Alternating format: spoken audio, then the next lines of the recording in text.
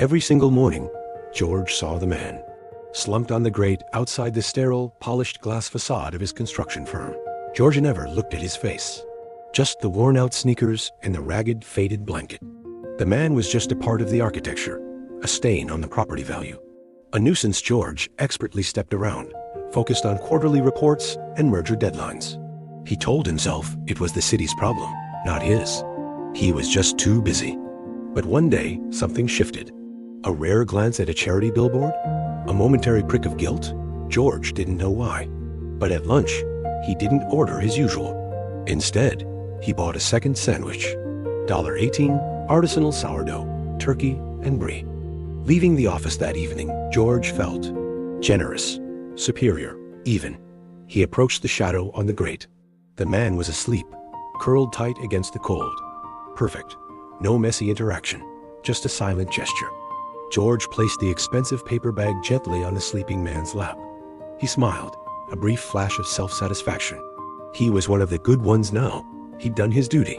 He walked home feeling lighter.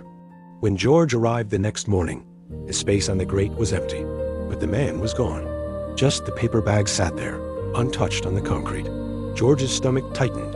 Was the man ungrateful? He saw the morning shift security guard, a man whose name George had never learned, standing by the entrance.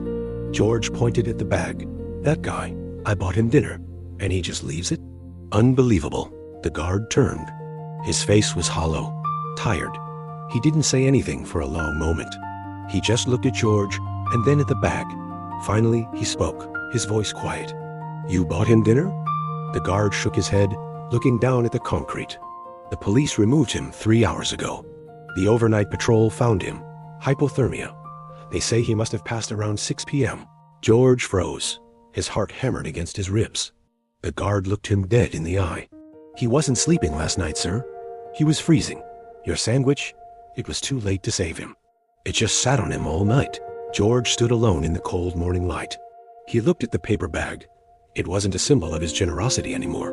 It was just garbage. A performance with no audience. The silence was absolute. The moral? Below it, the specific lesson appears clearly. It's easier to buy your conscience than to see the suffering right in front of you.